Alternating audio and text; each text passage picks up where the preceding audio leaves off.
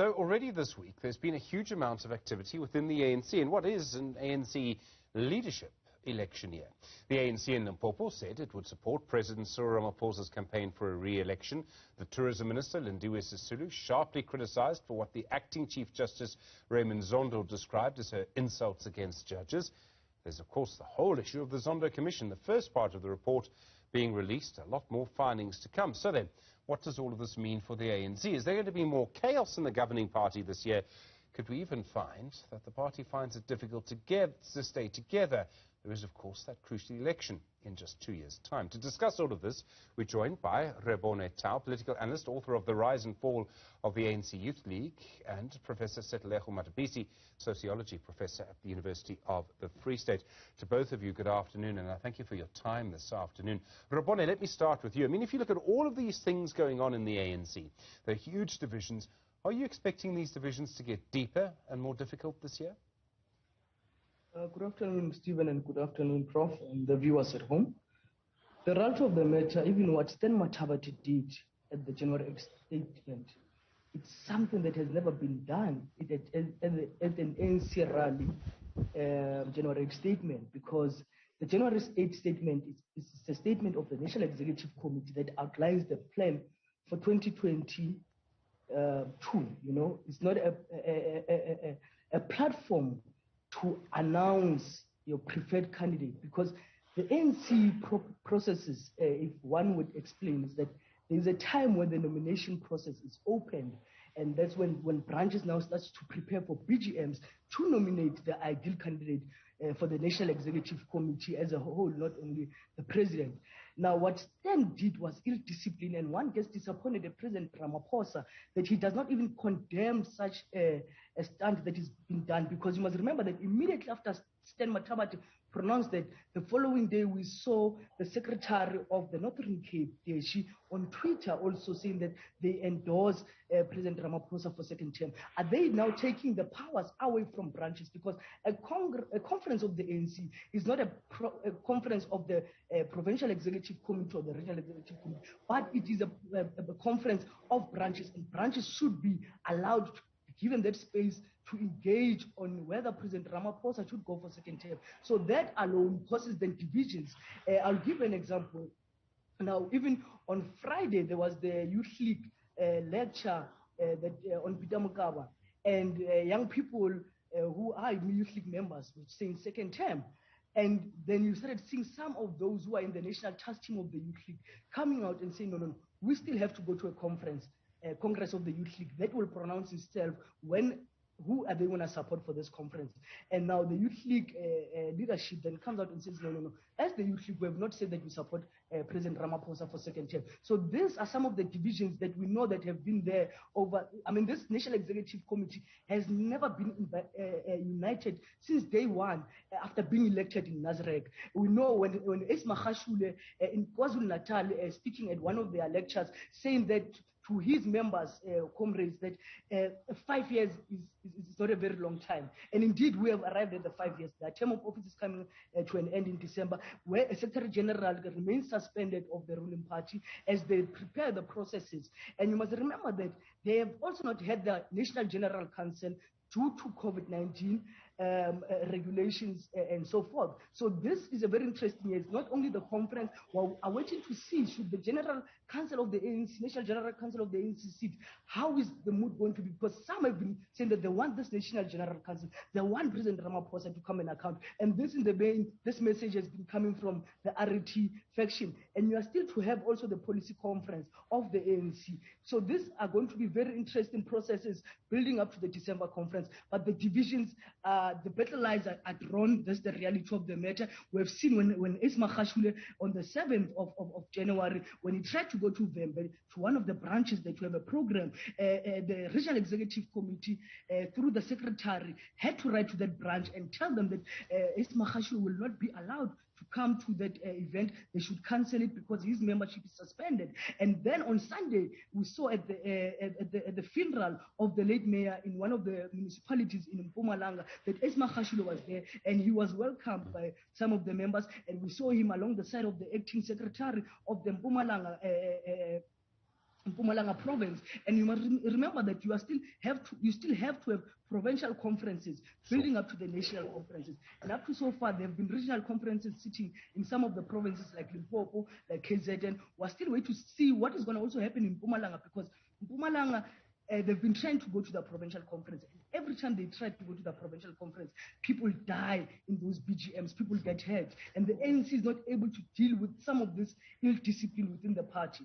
Professor Matabisi, why do you think the Limpopo Premier did what he did so early, as Rabone puts it, breaking all of the protocol, to come out and say his province is going to back the president for a second term? I mean, it is breaking all the rules, isn't it? Hi, good afternoon, Stephen, and good afternoon to my fellow panelists and South Africans. Stephen, what happened in Limpopo is indicative of how divided the African National Congress has become.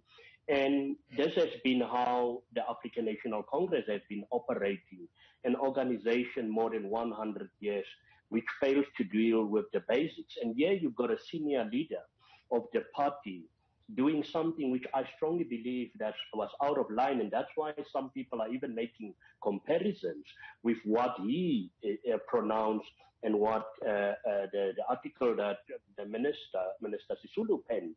Although I strongly believe there's a vast difference between the two issues, but fact of the matter is he did that because he knows that he can take the president into confidence. We have seen on numerous occasions when these pronouncements have been made in the ANC in the past, where you will find that certain leaders will come out guns blazing to say, but this is not how we operate within the African National Congress. But yet again, it was a I would say, Ramaphosa stronghold, Limpopo, perhaps very coincidental that the January 8 statement was held in his own province. But even before the event was held, I even predicted in that some of the Ramaphosa supporters will definitely use the January 8 statement, events or celebration, birthday celebration, to try and launch the second, term aspirations for the president. And it exactly turned out that, because remember, they know what is happening. Behind the scenes, the so-called RET forces are definitely working hard to try and unseat President Ramaphosa. And perhaps that was an opportunity for the Ramaphosa camp to just make an announcement. But I think that actually brought the party, not the leadership of Limpopo, into disrepute. Good afternoon to you. Continuing our conversation about the ANC in the year 2022, Rabone Tau, the political analyst, Professor Setleho Matabisi, both with us.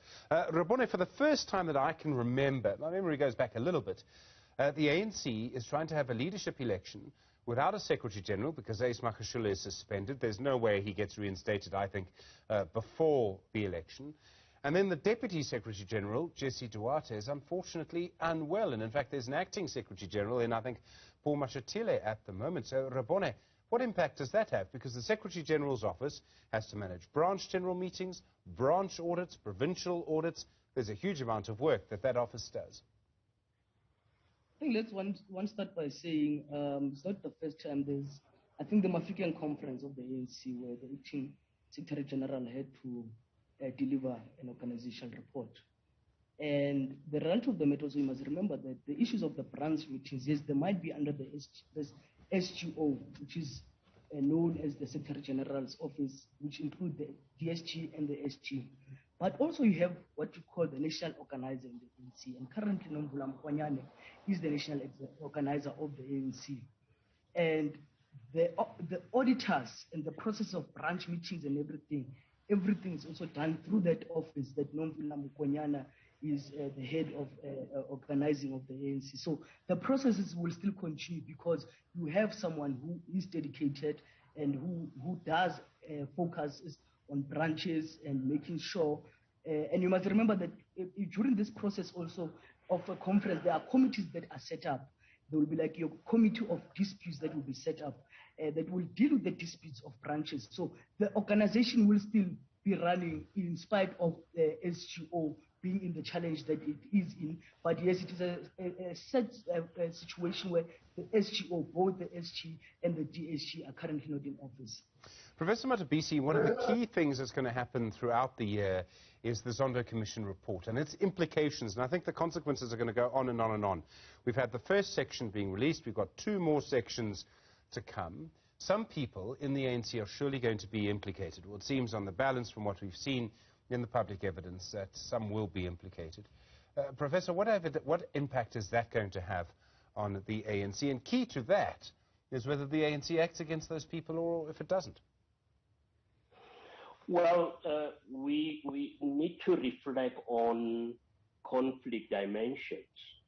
And during each election year, and I think it's public knowledge, the ANC becomes a very chaotic organization. It is actually an organization in crisis, but I think this will be amplified. A couple of days after the Zondo Commission, we've already seen whether it is opinion pieces or all these public pronouncements.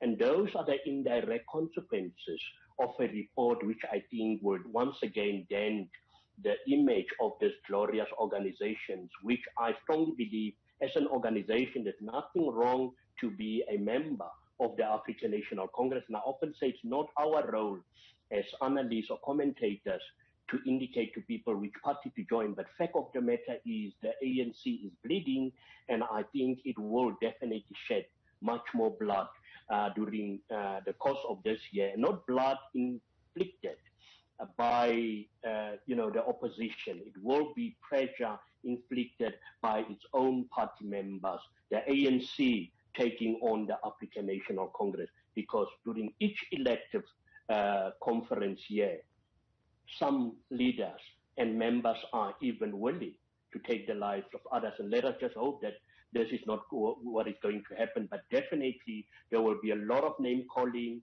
and the President Cyril Ramaphosa will be on trial. He will be put on trial not only by South Africans, but by his own party. Because fact of the matter is, we have seen how the President navigates around these reports. I mean, he was sitting on the SIU report for many weeks without taking the South African public into confidence.